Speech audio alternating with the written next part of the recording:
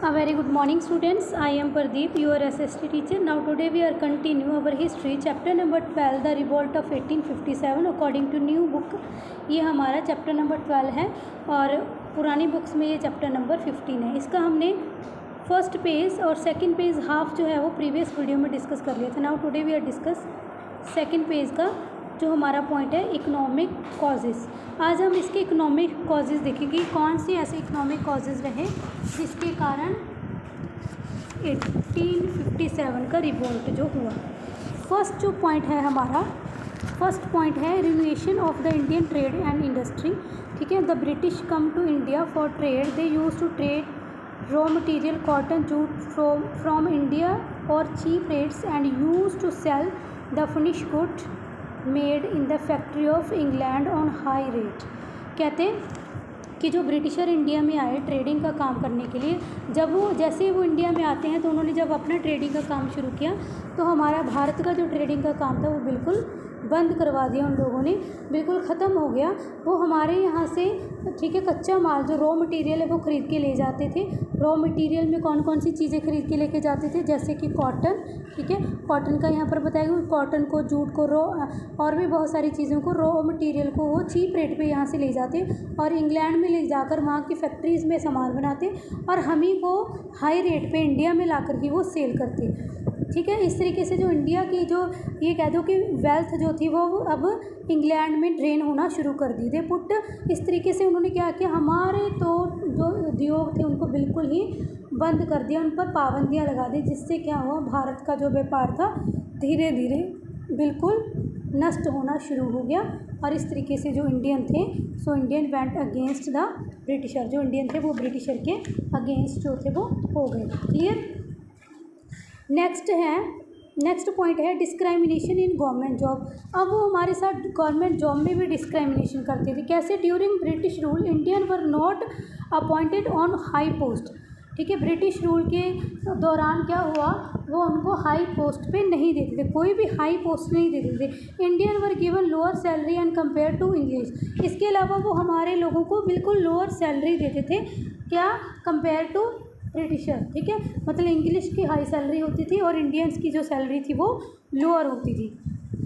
इस तरीके से जो इंडियन थे वो ब्रिटिशर के अगेंस्ट हो गए. क्लियर.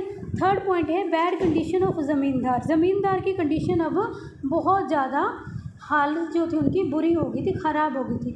लॉर्ड विलियम बेंटिक और impose tax again the non taxable land which were given by the empire to jagirdar as a land grants. जो लैंड उनको ग्रांट्स के रूप में मिली होती थी, मतलब एज ए ग्रांट्स का मतलब क्या, पहले जो कुछ अम्पायर होते थे ना वो अपने लोगों को एज ए गिफ्ट एक लैंड ग्रांट कर देते थे, लैंड दे देते. और दूसरी चीज़ क्या थी, उस पर टैक्स भी नहीं लगा होता था. चलिए नेक्स्ट पेज पे देखते हैं इसका. यस. ठीक है. उस लैंड पे टैक्स भी नहीं लेते थे, लेकिन इन्होंने ऐसी लैंड पर भी टैक्स लगाना शुरू कर दिया और हाई रेट में टैक्स लगाना शुरू कर दिया.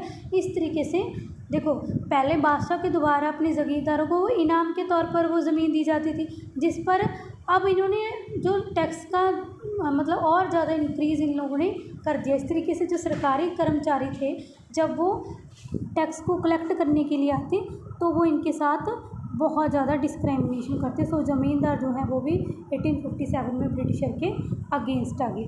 नेक्स्ट पॉइंट है हमारा हेडिंग पॉइंट है मिलिट्री कॉजेज़. अभी हम मिलिट्री कॉजेज़ के बारे में देखते हैं. मिलिट्री कॉजेज़ कौन से रहे. Indian soldier were given lower salary than British soldier. अब इंडियन सोल्जर को ब्रिटिश सोल्जर के मतलब कंपैरिजन जो है लोअर सैलरी दी जाती थी. The Indian soldier could not reach only the post of सूबेदार. जो इंडियन कुड ओनली रीच, ठीक है, इनको सिर्फ जो है ज़्यादा से ज़्यादा सिर्फ सूबेदार ही बनाया जाता था, इससे ज़्यादा हाई पोस्ट इनको नहीं दी जाती थी. In 1856 AD Lord Canning pass an act according to which the Indian soldier could be sent across seas on any place to take part in war. ये कहते हैं कि एक लॉर्ड कैनिंग आए, उन्होंने एक एक्ट पास किया। वो कहते हैं कि अभी हमने ये एक्ट पास कर दिया, इस एक्ट के अकॉर्डिंग हम इंडियंस को, ठीक है, वॉर के लिए अक्रॉस द सी, समुंदर के पार भी हम लोग भेज सकते हैं, ठीक है। इससे क्या हुआ, लोगों के अंदर, जो सैनिक थे उनके अंदर एक डर का माहौल पैदा हो गया। उनको लगा कि कहीं ये वहाँ पर ले जाकर वहाँ की वेदर कंडीशन कैसी होंगी, वेदर प्रॉब्लम को हम कैसे फेस करेंगे अदर कंट्री में, वहाँ पर तो कोई हमारा होगा ही नहीं, कहीं वहाँ पर ले जाकर ब्रिटिशर हमारा धर्म ही ना बदल दें, ठीक है, britisher would not become Christian, कहीं वो हमें क्रिश्चियन तो नहीं बना देंगे। इस तरीके से जो है ये बड़ा एक मतलब ऐसी सिचुएशन बन गई, एक डर का माहौल बन गया। आगे देखिए, आगे फिर इन्होंने क्या किया, दे हैड, इस फियर से तो वो लड़ ही रहे थे, ठीक है। आगे ब्रिटिशर ने किया, they had a fear that britisher would be become Christian, उनको लगा क्रिश्चियन ना बना दे।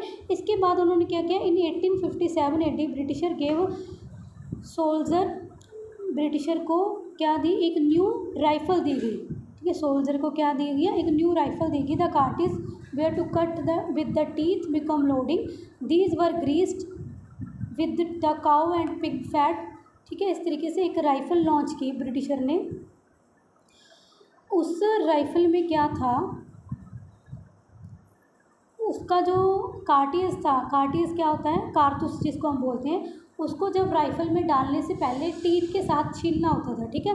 जब टीथ के साथ सीलना उसको होता था, टीथ के साथ जब उसको सीलना होता था ना, तो उससे क्या था, उसके ऊपर इन्होंने काऊ का एंड पिग का फैट, मतलब काऊ का एंड गाय का मांस लगा दिया, ठीक है। अब देखो उसको जब टीथ से कट करेंगे तो इससे क्या, हिंदू और मुस्लिम की धार्मिक भावनाएं जो हैं वो हर्ट तो होंगी ही, क्योंकि हिंदू लोग गाय की पूजा करते हैं, मुस्लिम लोग पिग का फैट कभी नहीं खाते, ठीक है।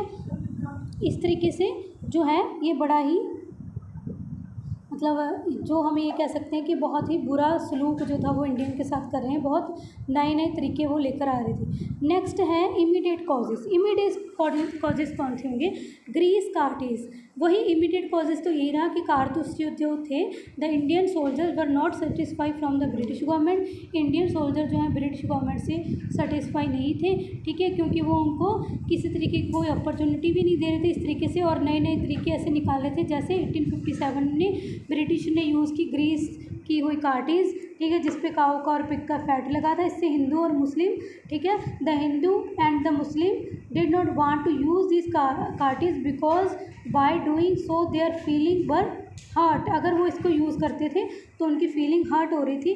The first one who refuse to use this cartridge was Mangal Pandey, सबसे पहले किसने जो है इस कार्टिज को यूज़ करने से मना किया, उसका नाम था मंगल पांडे, ठीक है। On 29 March 1857 he refuse to use them and kill the British officer, उसने इसको मना तो किया ही किया, साथ में ब्रिटिश ऑफिसर को मार भी दिया। सो यहाँ से जो है 1857 के रिवोल्ट में ये लोग पार्टिसिपेट करते हैं, सोल्जर भी। नेक्स्ट पॉइंट है main events of revolts. Main event कहाँ से शुरू हुआ, बैरकपुर से। बैरकपुर में the revolt of 1857 it started Barrackpore, this was led by the Mangal Pandey, ठीक है। मंगल पांडे जो सोल्जर था वो इसको लीड कर रहा था, और मंगल पांडे ने रिफ्यूज़ किया था सबसे पहले इसी कार्टिज को यूज़ करने से, और उसने अपने अदर सोल्जर को भी कहा कि आप भी ऐसा ही कीजिए, और उसको उन्होंने कई ब्रिटिशर को पकड़ लिया, उनको मार दिया, ठीक है। और इस तरीके से जो है फिर इन्होंने ब्रिटिशर ने मंगल पांडे, ये है मंगल पांडे, इनको भी पकड़ लिया। और एक इम्पॉर्टेंट पॉइंट ये है कि ये जो है the first मार्टिरडम of 1857 was Mangal Pandey, हमारा 1857 का जो पहला शहीद अगर हम कहें तो वो कौन थे, मंगल पांडे थे। क्लियर।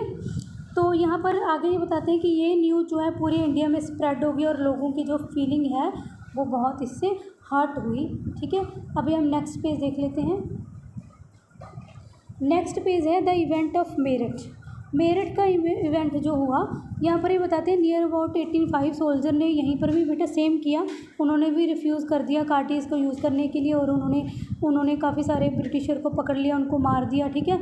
और यहाँ पर एक डेट फिक्स की गई कि हम 31 मई को जो है वो रिवोल्ट स्टार्ट करेंगे, बट वो लोग ज़्यादा वेट नहीं कर पाए।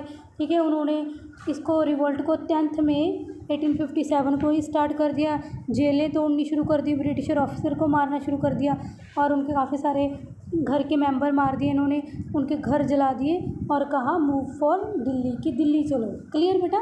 तो यहाँ तक ये चैप्टर हमारा कवर हो गया। यहाँ से जो चैप्टर है हम नेक्स्ट वीडियो में डिस्कस करेंगे। So thank you so much.